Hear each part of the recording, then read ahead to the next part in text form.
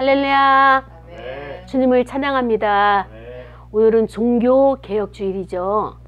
여러분, 종교개혁이라고 하는 것은요, 날마다 이루어져야 돼요. 근데 어디에서 이루어져야 되느냐? 내 마음속부터. 그렇죠. 오늘은 처음부터 정답이 나옵니다. 나부터 개혁이 되어야 돼요. 아멘. 나부터 개혁. 근데 어떤 것을 개혁하느냐? 요거를 찾는 게 중요한 거예요. 그래서 우리는 아무거나 개혁해서는 안 되고, 개혁의 대상을 찾기 위해서 우리는 기도도 하고 예배도 드리고 하나님을 만나려고 하는 그런 과정들을 갖게 되죠. 경건의 시간을 갖게 되죠. 제가 지난 한 주간 주일날 오후에 떠나가지고 금요일날 아침에 이제 한국에 도착을 했는데 캄보디아를 다녀왔습니다. 참 하나님의 은혜가 너무나 놀라워서 어떻게 말을 해야 될지 모를 정도로 처음에 이제 공항을 출발을 해가지고 인천공항을 출발해가지고 캄보디아 공항을 내렸어요. 근데 날씨가 너무 더웠어요.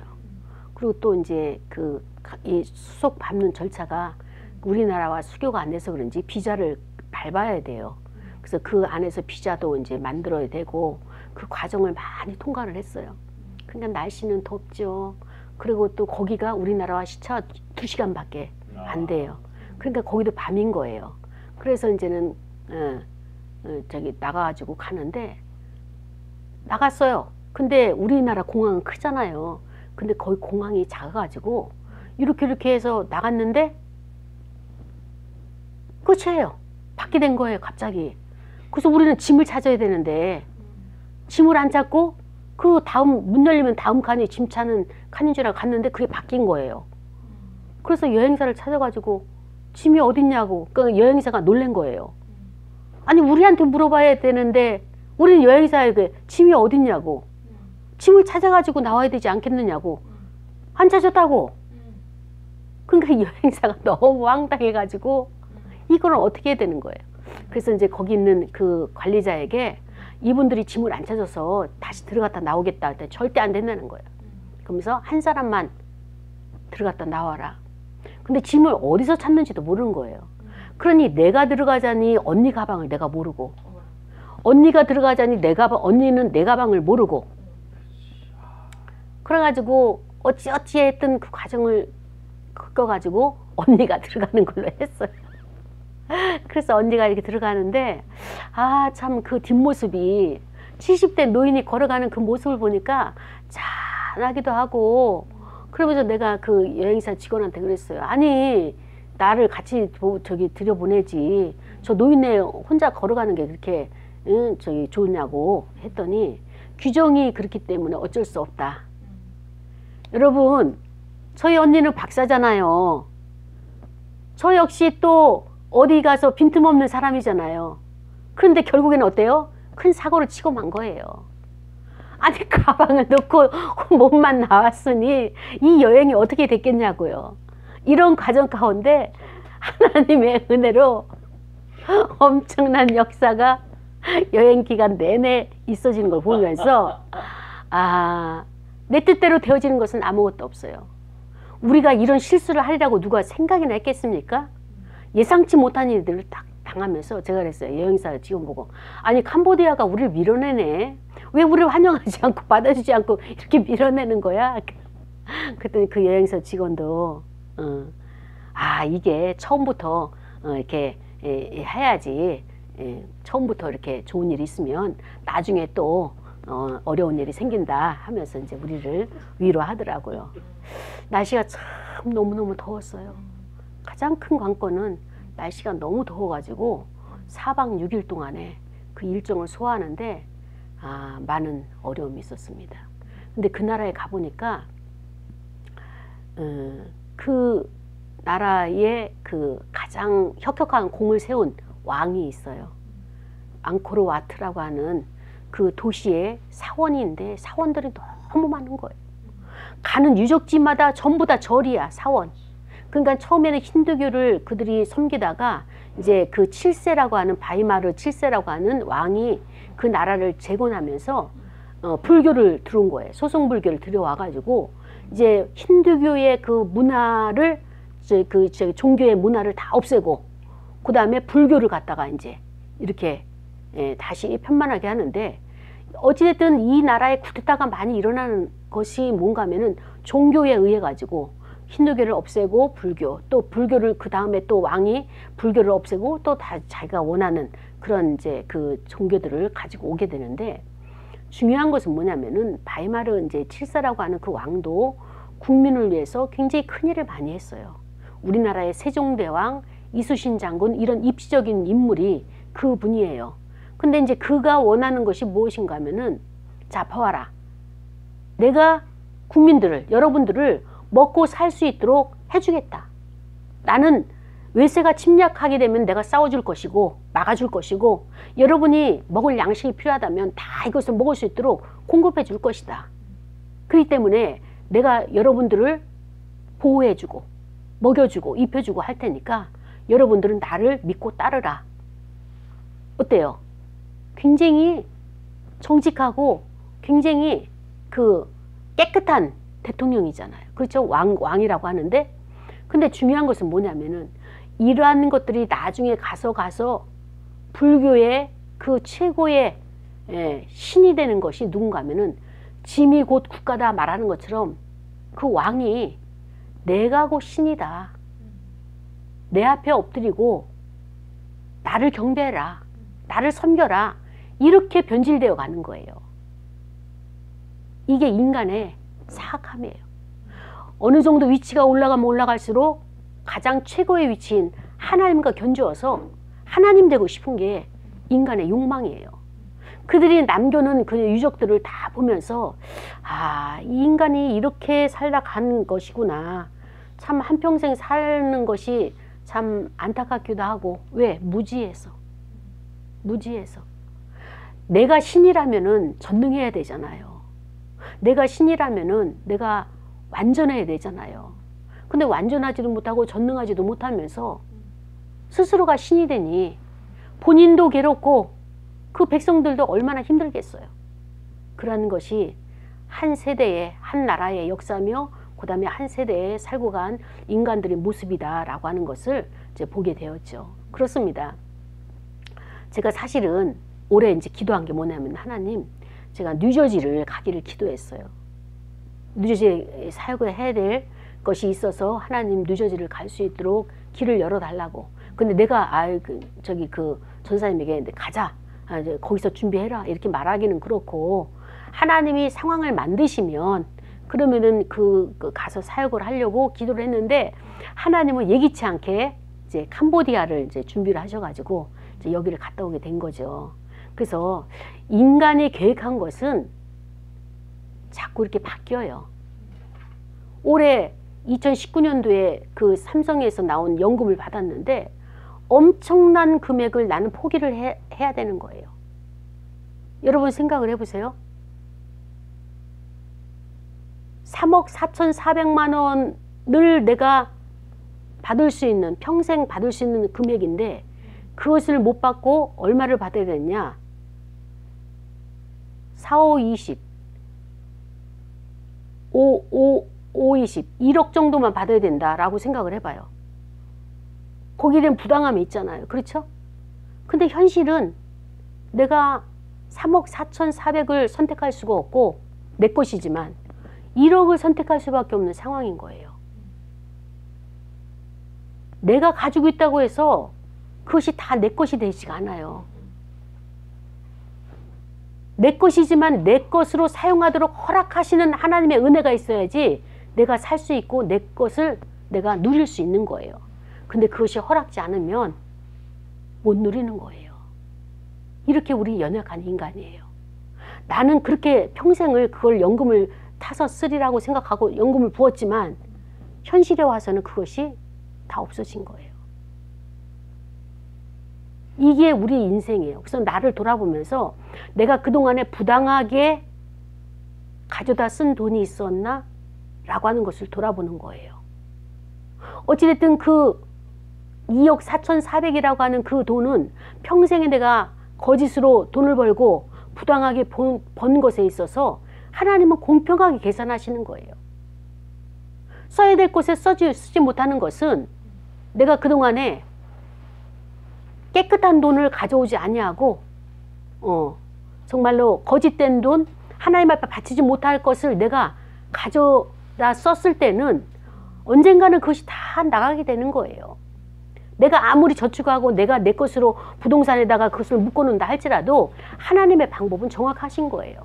그래서 이런 것을 나 자신을 돌아보는 2019년이 되었고, 그래서 내가 원하는 뉴저지 방문도 아니고 이제 캄보디아로 가게 된 것들, 내가 가방을 잃어버릴 줄을 생각은 했겠어요? 상식적으로 이해가 안 되는 거예요. 근데 상황은 그렇게 놓여지는 거예요. 상황은 그렇게 만들어지는 거예요. 그 상황을 내가 어떻게 할 수가 없어요.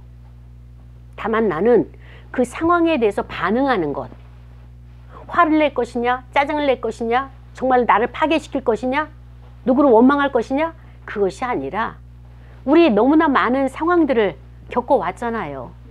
아, 여기에 숨겨진 하나님의 어떠한 뜻이 계시구나. 내가 그동안에 물질을 너무 의지했나? 내가 이 물질에 대해서 너무 관심을 많이 가졌나? 내 중심에 가장 중심의 물질을 가지고 있었나? 라고 하는 것을 돌아볼 수 있는 계기를 갖게 되었습니다. 그러면서 제가 지난 살아온 연도를 쭉 돌아보니까 내가 살아온 것이 하나님께서 다 채워주신 거예요. 너무나 정확하게, 너무나 부족함이 없이 채워주신 거예요. 그래서 이 은혜가 너무너무 감사한 거예요. 그런데 이제 중요한 것은 뭐냐면은 이렇게 되어지기까지는 내 안에 있는 모든 것을, 악독을 하나님께서 하나씩 하나씩 다 뽑아내시는 거예요. 그 과정은 뭡니까? 물을 통과했고 불을 통과한 거예요. 불구덩이도 통과해야 되겠고, 나를 넘치는 그 물속에서 숨 쉬지 못할 것 같은 그런 어려운 환경들, 거기서 통과해내야지만이 지금의 하나님이 주신 것이 채워주셨고 하나님께서 행하시는 거구나 라고 하는 것을 알게 되는 것입니다. 제가 올해 선포했잖아요. 2019년도는 임재교회가 자립하는 해라고. 하나님의 놀라운 역사가 일어나는 거예요. 하나님의 놀라운, 하늘에서 뚝 떨어지는 거 아니에요. 하나님께서 일하고 계시는 거예요. 그래서 저는 사실 교회를 유지해 나오면서 굉장히 부담스러웠어요. 그래서 명분이 있다면, 하나님, 그 돈은 내가 나를 위해서 먹고 산 것이 아니라 사도 바울처럼 자기 재산을 다 선교에 쓴 것처럼 나의 이 모든 것들, 먼저 주신 것을 목양을 하는데 사용됐습니다. 다 쓴 거예요. 다 써서 그것이 1억밖에 안 되게 된 상황이 된 거죠. 근데 우리는 숫자가 중요한 것이 아니라 내가 그것을 어디를 위해서, 누구를 위해서 사용했느냐. 주의 나라와 의를 위해서 하나님 앞에 그것을 바쳤다면, 쓰였다면 그것을 기쁜 거예요. 그리고 하나님께서 나에게 모든 것에 충분하게, 충족하게 은혜로 채워주시는 그런 하나님의 그 은총을 경험하는 그 단계로 나를 성숙시켜 주신 그 하나님이 감사한 것입니다. 오늘 사도 바울이 빌립보 교회에게 이야기하는 거예요. 내가 지금 너무너무 기쁘다. 빌립보서는 기쁨의 책이잖아요. 그래서 너무 기쁜 거예요. 그래서 바울이 편지를 쓰는 거예요. 빌립보 교인들에게. 너희들이 나에게 헌금, 그 선교 헌금을 줬기 때문에, 에바브로 디도 편에 헌금을 줬기 때문에 내가 기뻐하는 것이 아니라 그 이전에 너희들이 나를 후원했고, 내가 그 마게도니아에서 나올 때 아무도 나를 돕지 않았지만 너희 교회가 나를 도왔다. 근데 그 도운 것이 너희들의 마음이 나에게 사랑이 있기 때문에 나를 도울 수 있지, 사랑이 없다면 돕지 못하는 것이다. 그런데 내가 기뻐하는 것은 이것이다. 내가 선교를 하는데, 복음 사역을 하는데 너희들은 그곳에서 헌금을, 선교 헌금을 나에게 주면서 함께 동참했다. 복음의 사역자로 함께 동참했다. 이것이 기쁜 거다. 이제 사도 바울이 이렇게 이야기를 하는 거예요. 그래서 빌립보 교인들에게 막 칭찬을 하면서 더 중요한 것은 뭐냐면은 이 선교 헌금이 끊어진 거예요.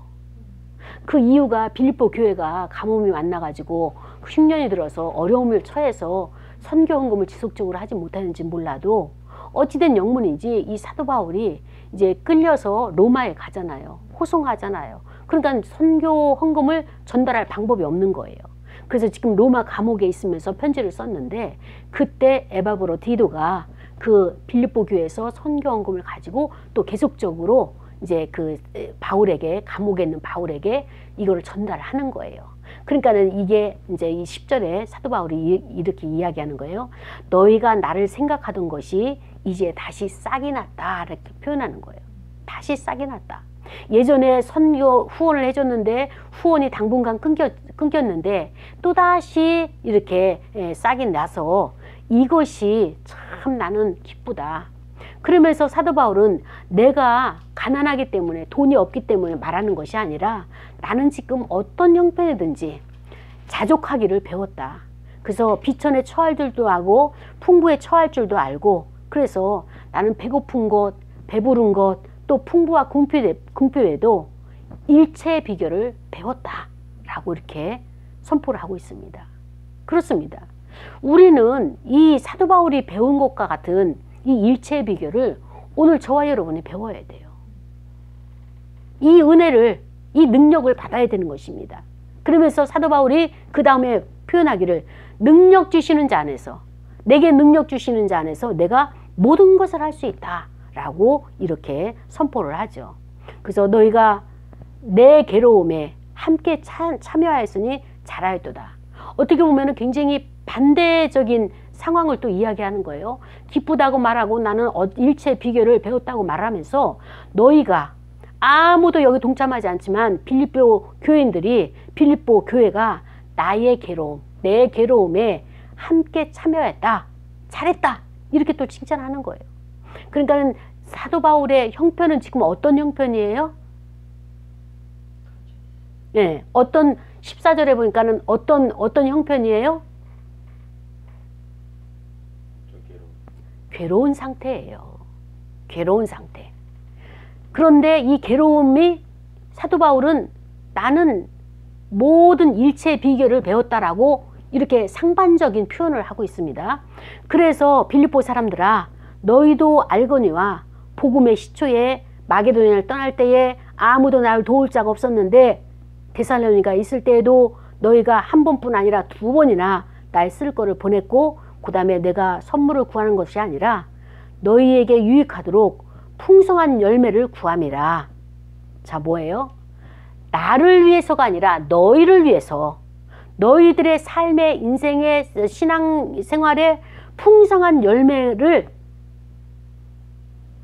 나타내기 위해서 사도 바울이 그것을 보면서 기뻐하고 있는 거예요. 아, 너희들이 어린아이 신앙이 아니구나. 너희들이 성숙했구나. 그럼 성숙에 따른 거기에 대한 열매가 있을 것이다. 나는 그것을 보면서, 그것을 상상하면서, 기대하면서 기뻐하는 사도 바울.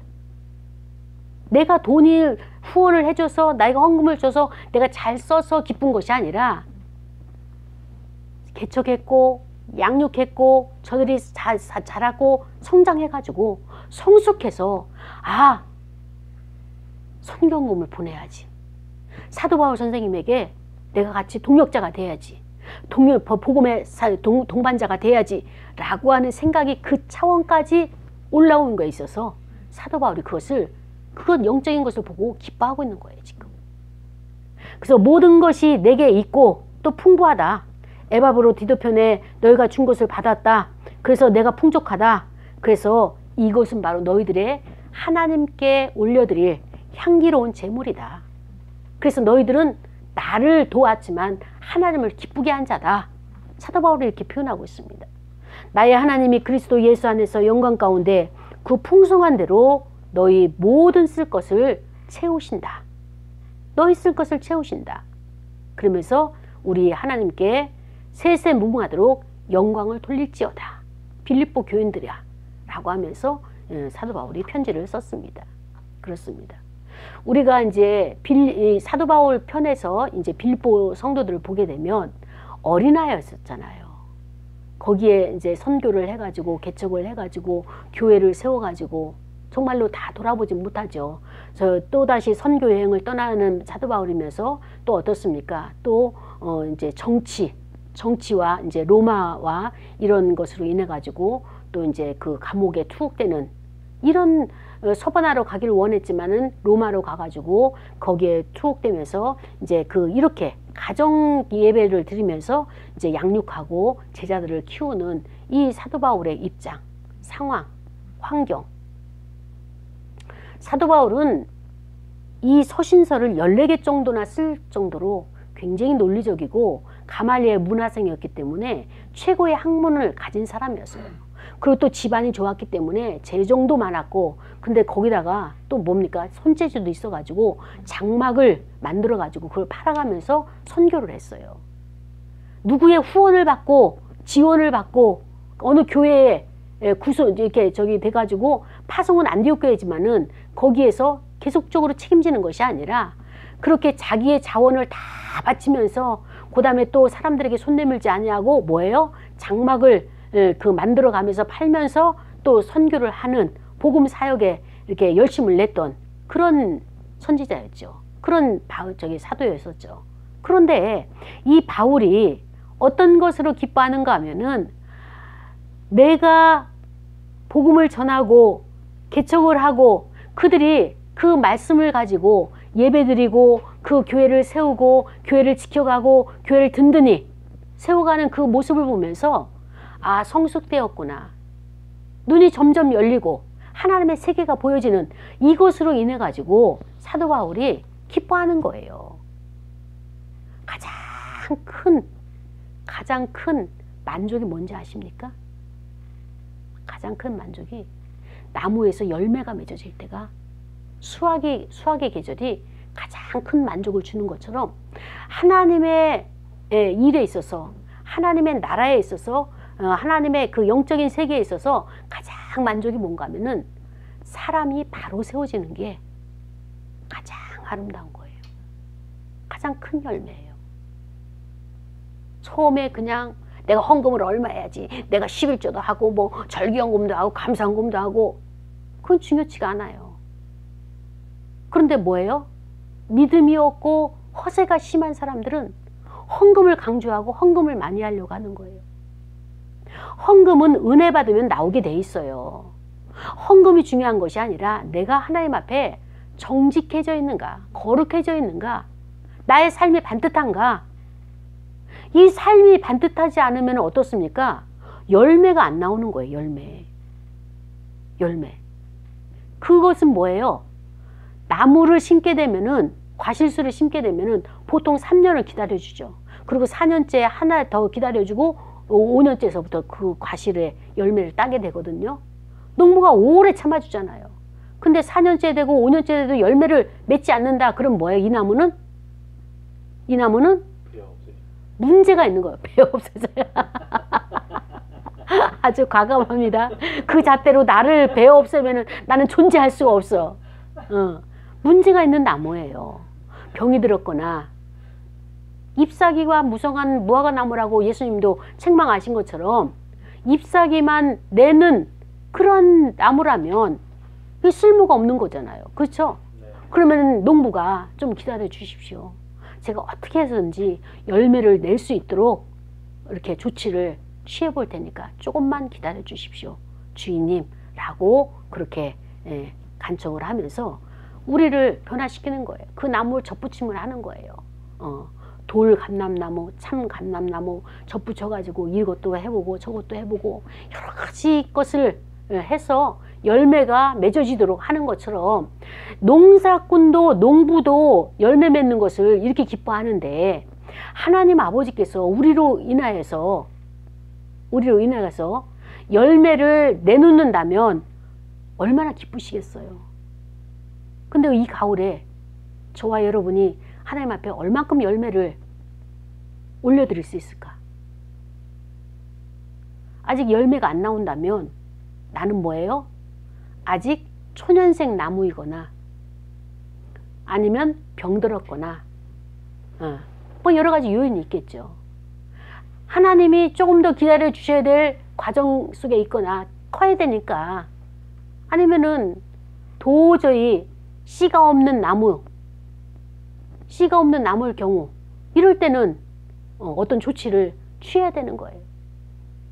그래서 우리가 이 말씀 속에서 나 자신은 어떤 상태인가, 왜 열매를 맺지 못하고 있을까? 어떤 건 열매를 많이 맺는 것도 있어요. 근데 유독 열매가 안 맺혀지는 게 있어요. 분야가 있어요. 거기에는 나에게 원인이 무엇인가? 요거를 우리가 이제 점검을 해야 되는 거죠. 사도 바울은요, 어떠한 상태에 배가 부르든 또 아니면 배가 고프든 또 풍부하든 궁핍하든 일체의 비결을 배웠다고 했어요. 저와 여러분이 이 비결을 배워야 돼요. 그래야지 우리가 살아갈 수가 있죠. 이 비결을 배우지 않으면은 이 세상은 우리에게 지옥이에요.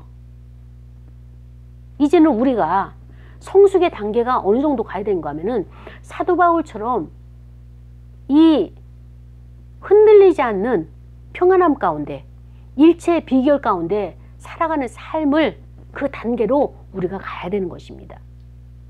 사도 바울이 뭐라고 얘기하는가 하면은 내가 외부적인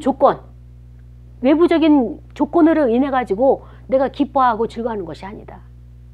교회가 성도가 많아지고 그 다음에 헌금이 많이 들어오고 행사를 많이 하고 바쁘고 분주하고 살아있는 것처럼 막 움직이고 이것으로 인해 가지고 기뻐하는 것이 아니라 한 생명을 양육을 하더라도 한 생명을 세우더라도 바르게 세우는 것, 바르게 세워야지 열매가 나오거든요. 바르지 않으면은 이거 아무리 기다려도 열매 안 나와요.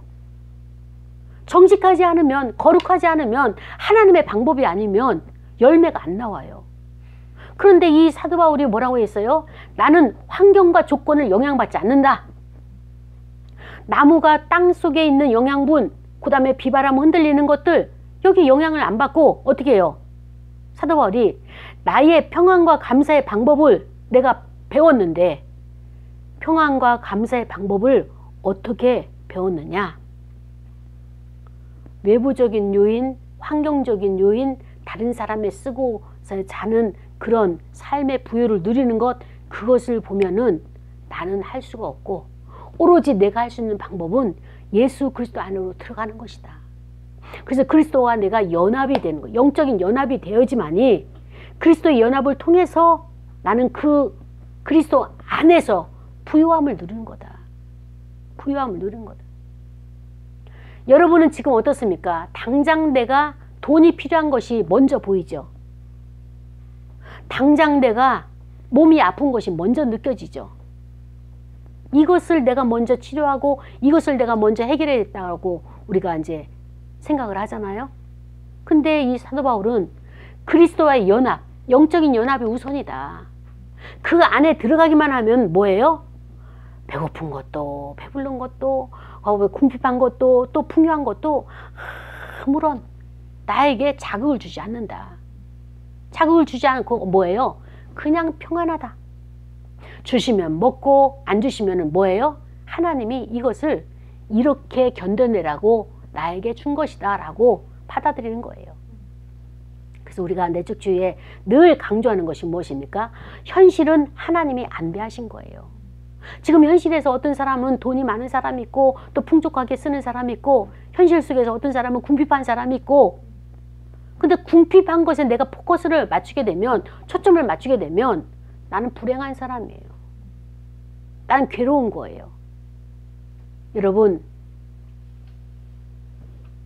궁핍하다고 해서 아침을 굶었나요? 여러분이 다이어트를 하기 위해서 굶었지 돈이 없어서 굶은 건 아니에요. 하나님은 먹을 것, 입을 것 채워주셔요. 공급하셔요. 초입에도 이야기했잖아요. 저는 아주 야무지게 계획을 다 했어요. 그래서 이제 연금을 타게 되면 이렇게 저렇게 쓰리라 했는데 하나님은 그것을 다 무산시킨 거예요. 왜냐하면 제가 연금에 의지할까봐, 연금에 기대할까봐. 그러나 하나님의 방법은 그것을 다 내려놓게 하시고 그 다음에 또 다른 길을 열어주시는 거예요. 또 다른 길을. 그러면서 채우시는 거예요. 그래서 하나님의 길은 뭐예요? 내가 준비하고 계획한 그 길이 아니라 그때그때 임하시는 하나님의 은혜 가운데 그분을 주목하지 아니하고는 믿음으로 그분을 바라보지 않으려고는 도저히 걸어갈 수 없는 방법으로 나에게 채우시고 공급하시는 필요를 채우시는 모든 필요를 채우시는 하나님이시다 라고 하는 것을 사도 바울을 통하여서 저도 깨달음의 역사가 일어났었습니다. 그렇습니다. 모든 것을 능력 주시는 자 안에서 내가 할 수 있다라고 사도 바울이 고백을 했는데요. 하나님의 말씀이죠. 하나님의 말씀 어떻습니까? 하나님은 말씀이시면서 내 안에 들어오시죠. 말씀이 말씀이 내 안에 마음으로 들어오게 되면 내 마음이 어떻습니까? 그것을 믿는 거예요. 믿고 그 다음에 그것을 내가 믿음으로 잉태하는 거예요. 잉태하게 되면 어때요? 입으로 시인해야 되잖아요. 그렇죠? 내 혀로 이것을 선포를 해야 돼요. 선포를 하게 되면 그때 하나님의 능력이, 영적인 힘이, 영적인 파워가 거기서 나오게 되는 것이죠. 하나님의 능력이.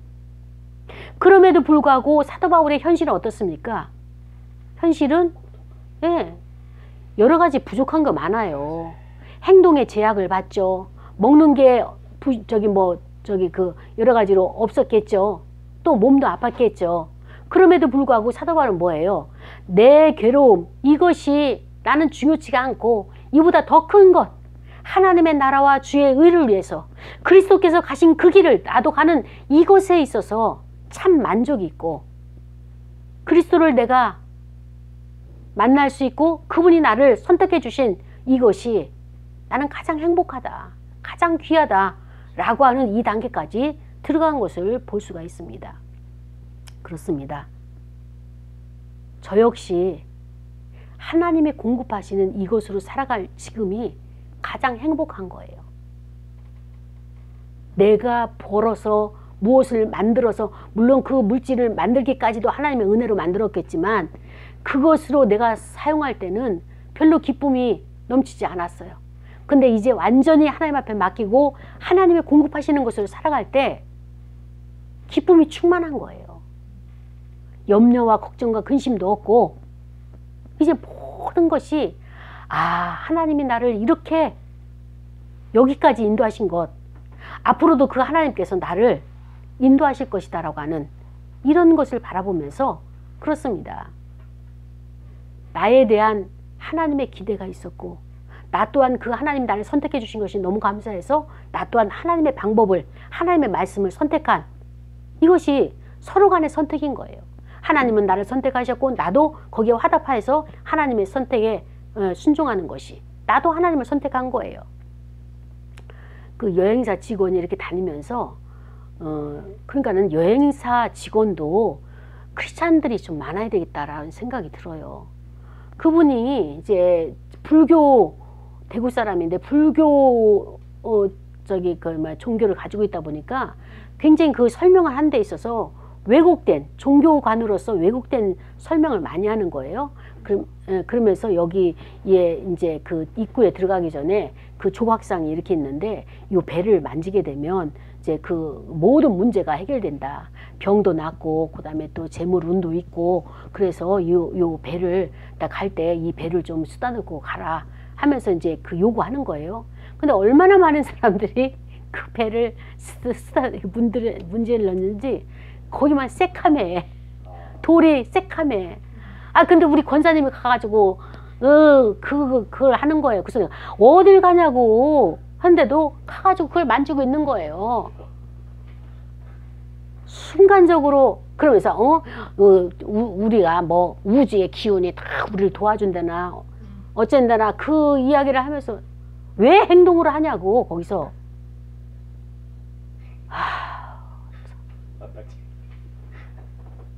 어떻게 해야 될지, 뭐 내가 목사라는 신분을 밝히지도 않았기 때문에 뻔히 알면서 권사가 돼가지고 거기 가가지고 그 말을 믿고 그 배를 쓰다 놓고 있으면서 우주의 기운이 있어가지고 다 나를 도와준다나 어쩐다나. 참 이거 어디서부터 어떻게 가르쳐야 될지.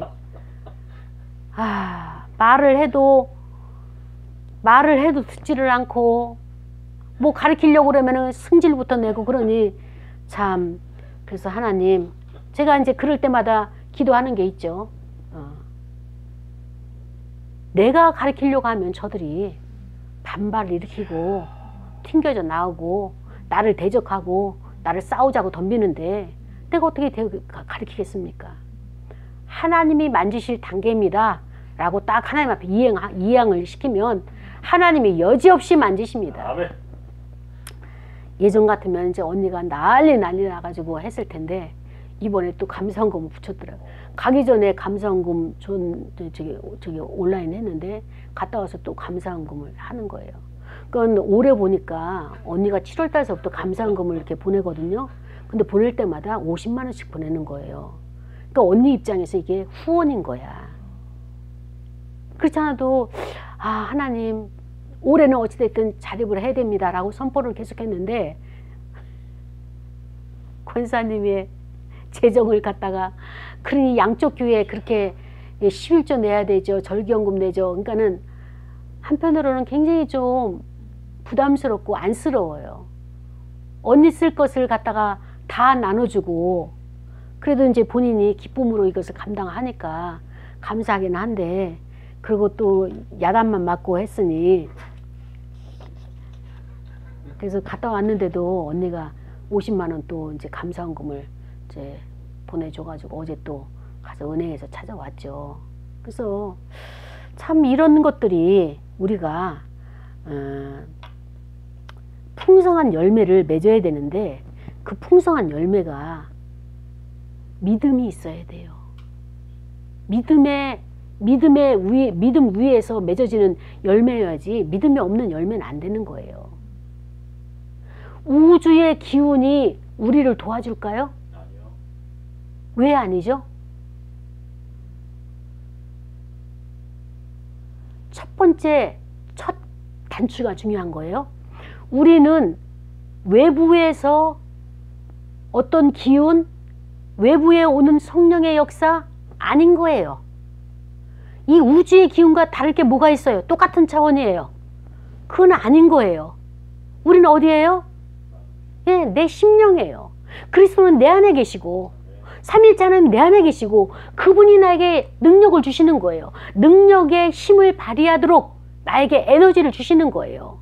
외부에서 받는 거 아니에요. 그거는 뭐예요? 이방신들이나 말하는 우주의 기운이 나를 도와준다. 이방신전에서 쓰는 용어들이에요. 여호와 하나님, 삼일체 하나님 어때요? 내가 영접했기 때문에 그 하나님은 내 안에 계시는 거예요. 외부에서 나오는 기운, 그것을 원한다면 그는 우상숭배고 토테미즘, 짐승을 숭배한다거나 곰이나 여러 가지 그 나라의 동물들을 한다거나 그런 기운을 갖다가 내가 한다면 뭐예요? 이거는 무당과 진배 없는 거예요. 아직도 무속적인 그런 사고를 가지고 그것을 신관으로 착각하고 있는 이거 우리 거짓 신앙체계예요. 정신 차려야 됩니다. 성령의 옷이 없어서 불러 이거 아닌 거예요. 철저하게 그분은 내 안에 계신 거예요. 내 안에 계신 그분을 내가 자꾸 만나고 그분을 부르짖고 그분을 내가 찾아가고 내 안에 역사하시도록 열어놓는 거예요. 이 첫 단추부터 틀리면은 신앙에 이게 왜곡으로 인해 가지고 걷잡을 수 없는 거예요. 그러니까는 우리가 보여지는 모든 문제는, 신앙의 문제는 내 안에부터 시작해요.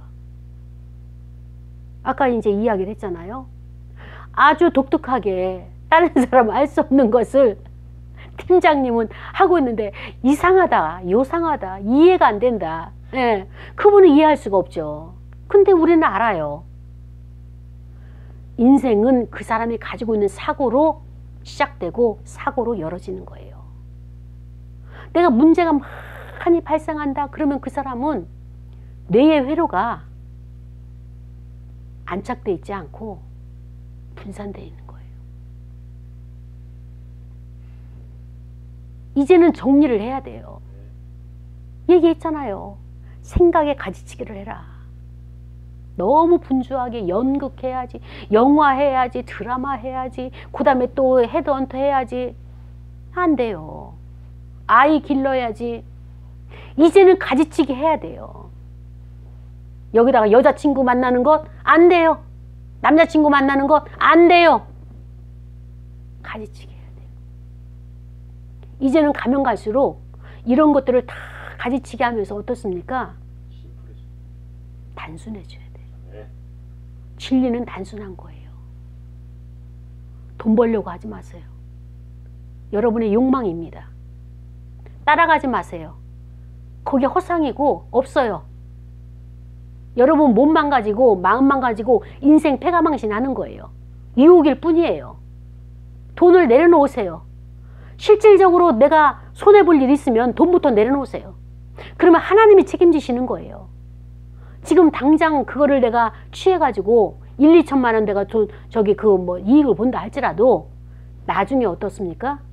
다 그거 쓰지도 못하고 하나님이 철저하게 계수할 때는 나는 이거 내가 열심히 해서 돈을 벌었는데 그렇지 하나님의 방법을 아닌 거는 다 불에 타서 없어진단 말이에요. 불에 타서 없어져요. 그래서 우리는 평안과 감사의 방법을 사도 바울이 배운 것처럼 저와 여러분이 이것을 배워야 되는 거예요. 일체의 비결을. 그러니까 어떻습니까? 세상은 세상이고 나는 나예요. 자 보세요. 뇌의 생각의 회로를 어떻게 만들죠? 이거 여러 번 했어요. 설교 시간에. 여러분 적용 안 한 거예요. 적용 안 했다는 사실이 이제 드러나는 거죠. 뇌의 회로를 만드는 과정은 처음에 감각을 사용하는 거예요. 감각이 뭐입니까? 눈으로 보는 것, 귀로 듣는 것, 냄새 맡는 것, 피부의 접촉, 촉각. 이 모든 것이 오감을 통해서 내가 그것을 받아들이는 거예요. 내가 좋은 것만 보잖아요. 다른 사람이 좋은 것 아니야. 내가 좋은 것, 내가 보기에 좋은 것, 내 입에 맛있는 것, 내 생각에 짜릿한 것, 뭐예요? 내가 흡수하는 거예요. 내가 입력하는 거예요. 입력하고 나서 그 안에 모든 것이 조합을 이뤄가지고 자기 판단을 하는 거예요. 아, 이거는 맛있는 과일이네. 아, 이건 뜯다. 아, 이거는 냄새가 난다. 여러 가지 자기가 언어를 만드는 거예요. 언어 코드를 만들어가지고 그것을 장기 언어 아니면 장기 기억 장치 아니면 단기 기억 장치에 이것을 가지고 내가 저장을 하는 거예요. 그 생각이 내가 그렇게 만들어지게 되면 어떤 것이 딱 들어오게 되면 그 생각의 회로가 짜여져 있기 때문에 그대로 가는 거예요. 답습하는 거예요. 그러니까 내가 왜곡된 저거는 참 아름답다 라고 하면은 아름다운 그 회로 속에 내가 그러한 비슷한 컬러나 냄새가 나게 되면 아름답다라고 하는 것에 들어가야 되는데 처음에 이것을 어때요? 캄보디아를 딱 부딪혔더니 가방을 잃어버렸다. 그러면 내가 어때요? 황당하고 당황하잖아요. 그럼 캄보디아 딱 떠오르면 나는 어때요? 내 회로가? 이건 뭐지? 어떻게 이럴 수가 있어? 내 평생에 가방 잃어버리기는 가방을 안 찾고 나오기는 처음인데 당황하잖아요. 그런 것이 또다시 이렇게 반복되게 되면 내가 또 이거 뭐지? 불안감, 불길함이 오는 거예요. 그래서 그 뇌의 회로를 내가 건강한 뇌의 회로를 만들게 되면 어떤 상황이 오더라도 그것을 내가 인식하고 인지하고 받아들이는 데 있어서 결정하는 데 있어서 부담감이 없는 거예요. 그런데 이것이 안 될 때는 어떻습니까? 내가 캄보디아 하면은 날씨도 덥지만은 가방 잃어버린 사건으로 인해 가지고 그 나라가 다시는 안 가고 싶어 라고 하는 부정적인 생각이 고착화될까 봐, 물론 아니지만 고착화될까 봐 이런 부정적인 왜곡된 생각을 내가 어때요? 버려야 되는 거예요. 버려야 되는 거. 거기서 휴양을 잘하고 왔다 라고 하면서 자 그렇게 되면은 어떤 것이 생기는가 하면은 나의 뇌의 회로가 이제 들어와 가지고 내가 그리스도의 말씀으로 그리스도가 이것처럼 살아가신 것처럼 사도 바울도 그 어려운 상황 가운데서 살아가신 것은 그리스도를 본받으면서 이겨냈다라고 지금 일체의 비결을 배웠다라고 말씀하신 것처럼 나도 그리스도처럼 살아가야지. 그리스도는 여우도 굴이 있고 머리 둘 곳이 있지만은 나는 잠잘 곳이 없다라고 말씀하신 그분의 삶이 어떤 삶이에요? 굉장히 겸손하고 가난한 삶에 그 밑바닥을 살아가신 거잖아요. 하나님의 아들이신 그분이. 그렇기 때문에 지금 나는 그분을 인해 가지고 부유한 삶을 살고 있다라고 하는 것을 내가 인정을 해야 돼요.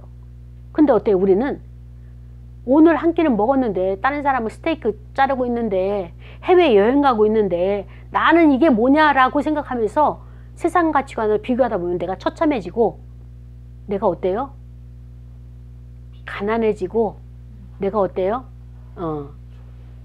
창피스럽고 부끄럽다라고 자기 스스로에게 그렇게 인지를 하는 거예요. 근데 중요한 것은 뭐냐면은 그리스도 안에 들어오면 이 모든 것이 다 없어지는 거예요. 근데 문제는 뭐냐? 인지는 그렇다 치는데 이것이 내 안에서 받아들여질까요? 안 받아들여질까요? 그리스도처럼 살아가는 것이 정답 맞아요. 알고 있어요. 근데 현실에서 그렇게 살아가는 것 내가 용납될까요? 안 될까요? 안 돼요. 용납돼요? 안 돼요? 왜 대답은 못하죠? 되어가고 있습니다. 아니 용납되는 부분도 있지만 안 되는 부분이 있는 거예요. 우리는 지금 안 되는 것과 싸우고 있는 거거든. 안 되는 걸 되게 하는. 중요한 것은 뭐냐면은 인지는 내가 말씀이니까 받아들여요. 하나님의 말씀이니까 받아들이는데 거부하는 게 있어요. 그 거부가 어떤 것이냐? 내 정서가 그것을 거부하고 있어요. 아무리 하나님의 말씀이고 법이고 언약이라 할지라도 나는 싫어. 내가 지금 배불러야지. 먹고 싶은 거 먹어야지. 피자도 사 먹고 스테이크도 먹고 그렇게 사는 것처럼 살아야지. 이게 사는 거야? 라고 하면서 반발하는 그것이 뭐냐? 이 정서예요. 감정. 우리는 끊임없이 내 감정, 정서, 내가 살아온 감정이 다 여기 누적돼 있잖아요.